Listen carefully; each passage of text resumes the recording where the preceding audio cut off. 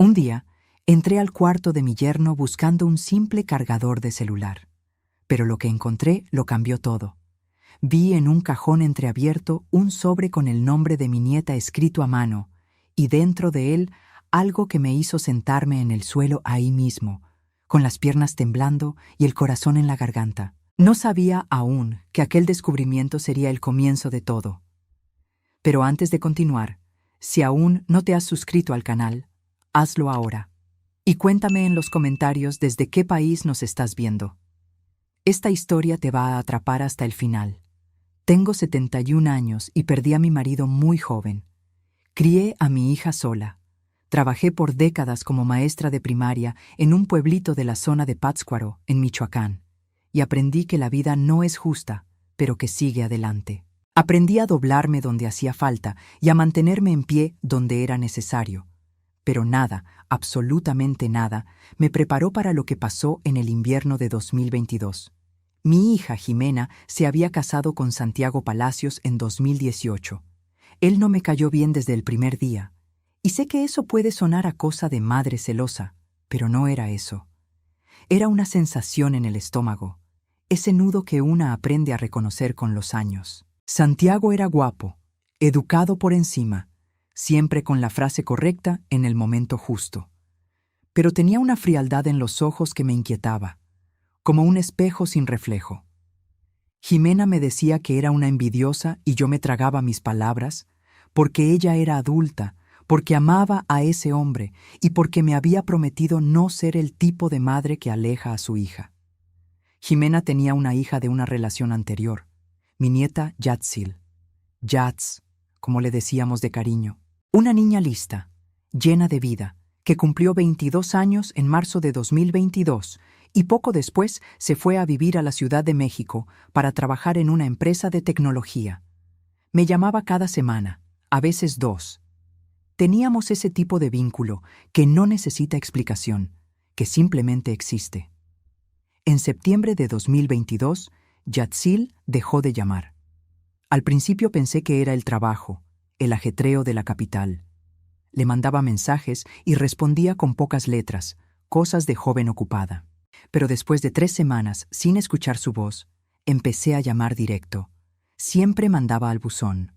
Me puse en contacto con una colega suya que tenía en WhatsApp, una muchacha llamada Itzel, y ella me dijo algo que me heló la sangre. Yatsil no se presentaba a trabajar desde hacía 2 semanas. Habían intentado contactarla sin éxito. Iban a tener que darla de baja si no aparecía pronto. Llamé a Jimena de inmediato. Ella se portó extrañamente tranquila. Me dijo que Yatsil había decidido hacer un viaje espontáneo, que estaba bien, que a veces los jóvenes necesitan su espacio.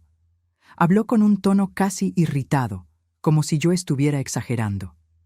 Y a Santiago, que estaba al lado de ella durante la llamada, le escuché la voz de fondo diciendo que Yatsil era impulsiva, que aparecería pronto, que no tenía por qué preocuparme tanto. Colgué el teléfono con ese nudo en el estómago que ya conocía bien. Pasé 2 semanas tratando de convencerme de que estaba siendo dramática. Pero entonces recordé que Yatsil me había dado una copia de la llave de su departamento en la colonia Roma. Por cualquier emergencia, abue, ya sabes. Me dio esa llave la Navidad pasada, con una sonrisa que decía que esperaba nunca tener que usarla, pero que se sentía mejor sabiendo que yo la tenía. Tomé un autobús hacia la Ciudad de México yo sola.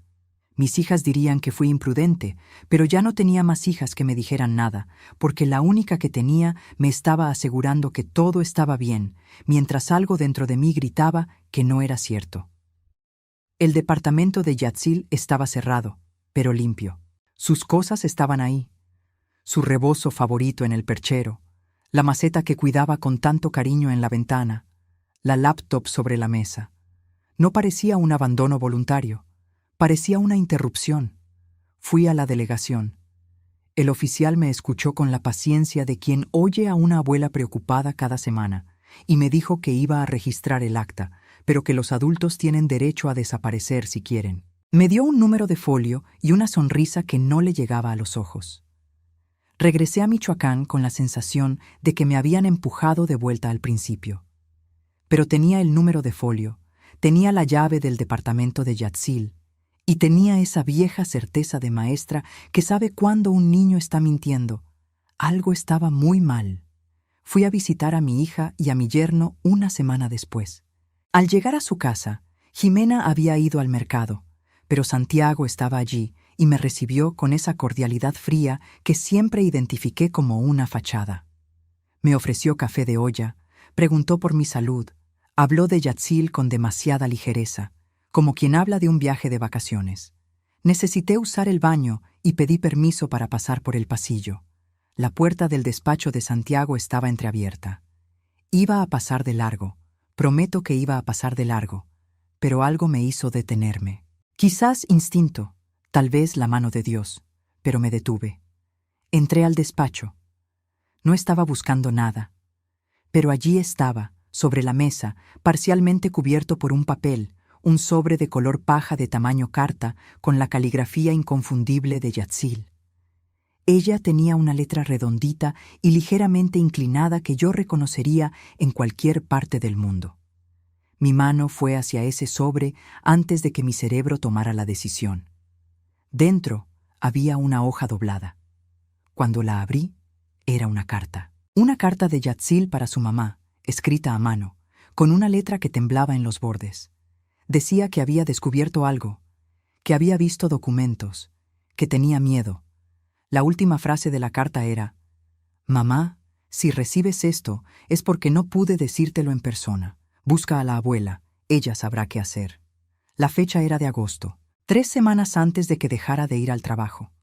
Doblé la carta, la metí en el bolsillo de mi suéter con las manos trémulas, salí del despacho, fui al baño, cerré la puerta y me senté en el suelo con la espalda apoyada en el azulejo. 61 años de vida me enseñaron a no gritar cuando el grito es peligroso. Me quedé ahí respirando hasta que pude levantarme. Me lavé la cara. Me miré al espejo. Y supe que a partir de ese momento no podía confiar en nadie dentro de esa casa. Salí de la casa de Jimena con la carta en el bolsillo y una sonrisa en la cara que me costó cada gramo de mi fuerza. Dije que tenía dolor de cabeza, que me iría a descansar al hotel donde me hospedaba y que al día siguiente almorzaríamos juntas. Santiago me miró un segundo más de lo necesario, pero no dijo nada. En el hotel leí la carta de Yatzil 3 veces. No entraba en detalles sobre lo que había descubierto, probablemente por miedo a que la carta fuera interceptada antes de llegar a su madre. Pero había una frase que me detuvo. «Mira los números, mamá. Mira lo que le hizo a los números de la empresa de la abuela». Mi marido, Mateo, que en paz descanse, había dejado al morir, además de mucha ausencia, una pequeña empresa de distribución de materiales de construcción que yo mantuve funcionando por años antes de pasarle la gestión a Jimena. Era una empresa modesta pero estable, que nos daba un sustento digno a las dos y tenía un patrimonio que representaba la seguridad de nuestra familia. Cuando Santiago entró en la vida de Jimena, poco a poco fue asumiendo la parte financiera. Jimena decía que él le sabía a los números, que estaba ayudando. Yo nunca quise ver. Preferí creer. Llamé al contador de la empresa, un señor llamado don Hipólito que trabajaba con nosotros desde hacía casi 20 años. No dije mucho. Solo le pedí que me mandara los estados financieros de los últimos 3 años, por correo, que necesitaba revisar unas cosas. Don Hipólito era leal y discreto. Los archivos llegaron a mi bandeja de entrada en menos de 1 hora. Pasé la madrugada volcada sobre esas tablas con mis lentes de aumento y una pluma en la mano, anotando en el cuadernito que siempre cargo en la bolsa. Nunca fui experta en contabilidad, pero fui maestra el tiempo suficiente para saber cuándo los números no cuadran. Y esos números no cuadraban para nada. Había transferencias a una cuenta que no reconocía. Compras de maquinaria que nunca aparecieron físicamente en la empresa. Pagos a proveedores con nombres que no estaban en ningún contrato que yo conociera. En 3 años, habían salido de la empresa cerca de 1,5 millones de pesos en transacciones que no tenían sentido. Apenas había dormido cuando salió el sol. Recordé a una mujer que una amiga mía había mencionado meses atrás, en una plática informal sobre un problema de herencia. Una investigadora privada que trabajaba en Morelia, exinvestigadora de la Fiscalía, llamada Doña Rosario de los Santos. Mi amiga hablaba de ella como alguien muy capaz y discreta. Anoté el nombre en su momento sin saber por qué. Lo encontré al fondo de mi cartera, escrito al reverso de una tarjeta de una farmacia. Llamé a las 8 de la mañana. Ella contestó al segundo tono con una voz calmada que transmitía autoridad sin ser prepotente. Le expliqué a grandes rasgos lo que tenía. Ella me citó para vernos ese mismo día por la tarde, en un café en el centro de Morelia. Doña Rosario tenía sus 60 años bien vividos, el cabello cano recogido en un chongo bajo y unos ojos que parecían estar siempre evaluando una escena del crimen, incluso en una tarde común de miércoles en un café con olor a pan dulce. Me escuchó sin interrumpir. Cuando terminé, se quedó en silencio por unos segundos. Entonces me preguntó, ¿mi yerno tenía acceso a la documentación personal de Yatzil? La pregunta me tomó por sorpresa. Respondí que sí, que él y Jimena eran cercanos a Yatzil, que ella pasaba fines de semana en su casa a veces. Doña Rosario anotó algo en su cuaderno y dijo algo que se quedó resonando en mi cabeza durante días. Las personas que desaparecen no se esfuman de la nada. Alguien las esconde porque tiene algo que perder con su presencia. Me pidió 3 cosas: las tablas que don Hipólito me había mandado, la carta de Yatzil y que yo regresara a casa y actuara con absoluta normalidad. Sin confrontar a Santiago, sin dar señales de que sabía algo. Y que no le comentara nada a Jimena. Todavía no, porque hasta no entender qué estaba pasando, no sabíamos de qué lado estaba mi hija, consciente o inconscientemente. Esa última parte me dolió como una puñalada. Regresé a mi pueblo con el corazón pesado y la cabeza llena de dudas. Pasé los días siguientes haciendo lo que la vida exigía, regando mis geranios, yendo a misa, tomando un atole con la vecina en el portal. Por fuera, era la misma viuda jubilada de siempre. Por dentro, era una madre y abuela con un secreto que quemaba como brasa. Doña Rosario llamó 10 días después. Había encontrado movimientos bancarios que vinculaban el nombre de Santiago con una cuenta a nombre de una empresa fantasma. La misma empresa que aparecía en los estados de la distribuidora. Y había más. Había localizado el rastreo del celular de Yatzil, que estuvo activo por unas horas después del día en que dejó de ir al trabajo, y la última señal se dio en un fraccionamiento cerrado en la zona de Cuitzeo, una propiedad registrada a nombre de una empresa cuyo socio oculto, tras mucha investigación, era el mismísimo Santiago Palacios. Mi nieta no se había ido. La tenían retenida en algún lugar. Y ese lugar era de Santiago. Existe un tipo de rabia que no grita, que no rompe cosas, que se instala calladita en el pecho y va ocupando el lugar del miedo, despacio, como el agua que inunda una habitación. Eso fue lo que sentí cuando doña Rosario me contó lo del fraccionamiento. No entré en pánico. Sentí esa rabia fría y limpia de quien finalmente entiende a qué se está enfrentando. Doña Rosario tenía fotos del lugar, tomadas de lejos por un colaborador suyo. Era un espacio aislado, con muros altos y cámaras en la entrada. Había una pequeña cabaña al fondo del terreno, separada de la casa principal, con ventanas chicas y protecciones. Ella no podía entrar sin una orden judicial, pero tenía lo suficiente para dar aviso a la policía, si nos movíamos con cuidado. El problema era Jimena. Necesitaba entender qué sabía mi hija. La idea de que pudiera estar involucrada me enfermaba, pero tenía que encarar esa posibilidad como una mujer adulta. Doña Rosario me aconsejó que viera a mi hija a solas, sin Santiago, y observara. No preguntar directamente, solo observar. Invité a Jimena a comer a casa de mi hermana, con el pretexto de un cumpleaños. Santiago no fue. Durante la comida, observé a mi hija con los ojos de quien pasó décadas leyendo a niños que tenían miedo pero no podían decirlo. Jimena estaba ansiosa, comió poco, miraba su teléfono a cada rato. Cuando alguien mencionó a Yatzil en la plática, ella cambió el tema demasiado rápido. Después de la comida, cuando nos quedamos solas lavando los trastes, le pregunté con cuidado si estaba bien. Dijo que sí. Le pregunté si extrañaba a Yatz. Dio una respuesta demasiado corta. Entonces la miré, a mi hija de 47 años con unas ojeras que no había notado antes, y le pregunté bajito, ¿le tienes miedo? Casi se le cae el vaso de la mano. No me respondió con palabras. Me respondió con un silencio que duró lo suficiente para decírmelo todo. Y entonces Jimena empezó a llorar, de ese modo callado y controlado de quien aprendió a no hacer ruido. Me contó a pedazos, con la voz entrecortada, que Santiago había cambiado en los últimos años, que la controlaba, que leía sus mensajes, que la amenazaba con cosas que ella no podía ni repetir, que cuando Yatzil empezó a hacer preguntas sobre las finanzas de la empresa, Santiago se puso furioso, que una noche ella lo escuchó al teléfono diciendo que el problema de Yatzil tenía que resolverse antes de que se saliera de control. No había ido a la policía porque tenía miedo. Miedo de lo que él hiciera, miedo de que no le creyeran, miedo de haber sido cómplice sin querer y terminar siendo culpable también. Abracé a mi hija en medio de la cocina de mi hermana y sentí que estaba temblando. No era frío. Ximena no era cómplice, era otra víctima. Llamé a doña Rosario esa misma noche y le conté lo que descubrí. Se quedó en silencio un momento y luego dijo que era hora de ir a la policía, pero con cuidado. No con el oficial que me había atendido antes con su sonrisa de flojera.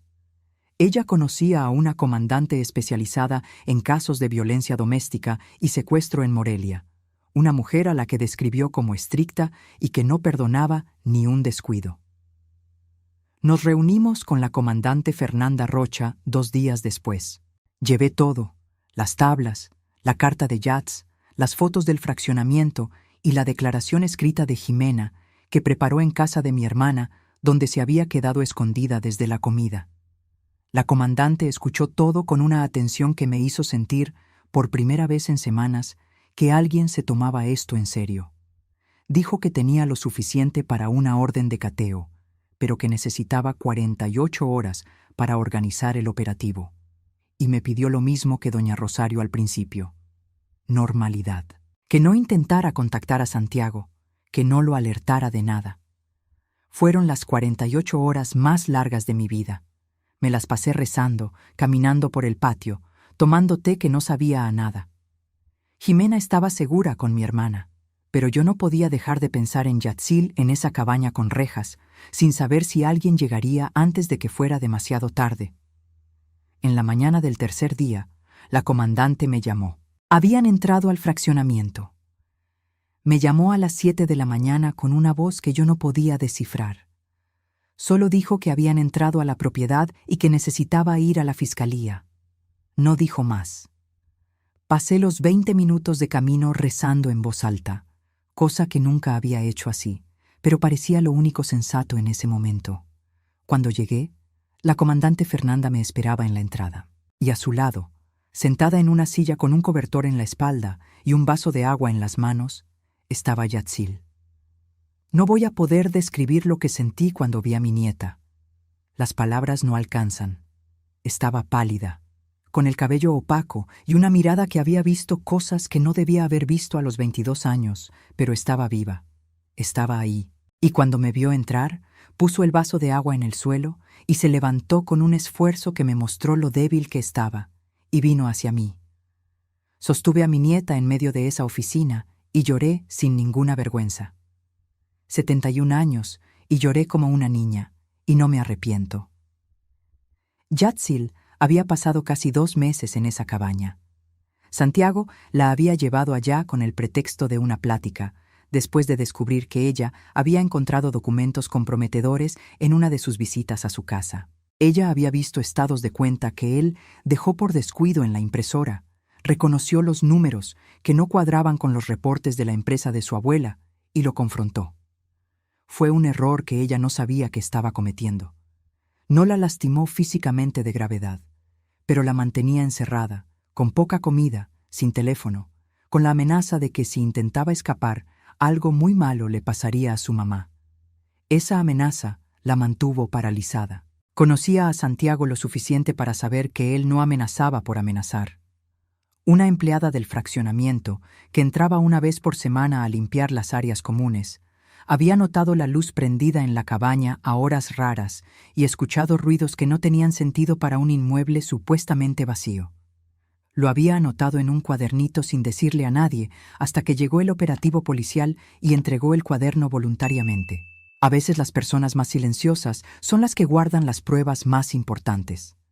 Santiago fue detenido esa mañana, en su casa, mientras desayunaba. Jimena no estaba allí, gracias a Dios. Los policías encontraron en su despacho una caja fuerte con documentos falsificados de transferencia de acciones de la empresa, un poder con la firma de Jimena que ella jamás había firmado, y un plan detallado para disolver la empresa y transferir los activos a una cuenta en el extranjero. Planeaba vaciarlo todo y desaparecer. Probablemente con Jimena fuera del camino de alguna forma que prefiero ni imaginar. Cuando la comandante me mostró los documentos, incluyendo el poder falso, sentí esa rabia fría otra vez. No por mí, por Jimena, que había amado a ese hombre y construido una vida con él, y que era desechable en sus planes como un mueble viejo. Pasé el resto del día en la fiscalía rindiendo declaración, con doña Rosario a mi lado, tomando notas para el proceso civil que vendría después. A Yatzil la llevaron a un hospital para una revisión médica. Estaba desnutrida, pero estable. Los médicos dijeron que unas semanas más en esas condiciones habrían complicado mucho las cosas. Unas semanas más. Pensé en eso mientras esperaba en el pasillo del hospital. Si yo hubiera esperado más, si me hubiera convencido de que era drama de abuela preocupada, si no hubiera entrado a ese despacho y tomado ese sobre, mi nieta podría no estar mirándome ahora con esos ojos que estaban cansados pero vivos. A veces, lo correcto es lo que parece impulsivo. Jimena llegó al hospital cuando Yatzil ya estaba en un cuarto descansando. Madre e hija se quedaron solas por un tiempo que no intenté interrumpir. Me quedé fuera de la puerta y escuché llanto de ambos lados, y luego silencio. Y luego voces bajas que no distinguía, pero que sonaban a dos personas reconociéndose tras mucho tiempo perdidas. Cuando Jimena salió a buscarme, parecía 10 años más joven, o tal vez solo parecía ella misma de nuevo. Esa noche, las tres dormimos en el mismo cuarto del hospital. Yo en el sillón de visitas con una manta delgada, Jimena en un reposet que la enfermera trajo con mucha amabilidad, Yatzil en la cama, finalmente durmiendo de verdad, con la respiración tranquila de quien se siente a salvo. Yo no pude dormir bien. Me quedé mirando el techo y pensando en Mateo, en lo furioso que se habría puesto con toda esta historia, y en lo orgulloso que estaría de Yatz por intentar proteger a la familia aún con miedo. Pensé también en lo que decía su carta al final: busca a la abuela, ella sabrá qué hacer. No sé si supe qué hacer. Fui en la dirección que me pareció correcta, paso a paso, con miedo en cada uno, pero fui. A veces es todo lo que la vida pide. El juicio de Santiago Palacios fue 8 meses después. Yo estaba sentada en la primera fila del tribunal con Jimena de un lado y Yatzil del otro, las tres de la mano como si fuéramos una sola persona, que en cierta forma lo éramos. Santiago había contratado a un abogado caro y trató de armar una defensa basada en que Yatzil se había quedado en la propiedad por voluntad propia, que todo era un malentendido, que los problemas financieros de la empresa eran resultado de una crisis del sector. Era una defensa buena en el papel. El problema es que las pruebas eran mejores. El cuadernito de la empleada del fraccionamiento fue una de las evidencias más impactantes. Ella fue al tribunal como testigo y respondió las preguntas con la misma sencillez de quien simplemente anotó lo que vio. No hubo drama. Fue la verdad pura, y la verdad pura suele ser más devastadora que cualquier discurso. Los estados de cuenta, los documentos falsificados, el poder con la firma falsa de Jimena, el plan de fuga al extranjero. La fiscal armó el caso con una precisión que me recordó a las mejores clases que di en mi vida. Estructura, claridad y ni una palabra más de la necesaria. Yatzil también declaró.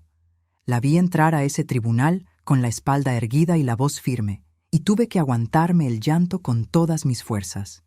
Contó sobre la tarde en que fue abordada, sobre las semanas en la cabaña, sobre el miedo constante y la amenaza contra su madre, que la mantuvo callada tanto tiempo. No temblaba.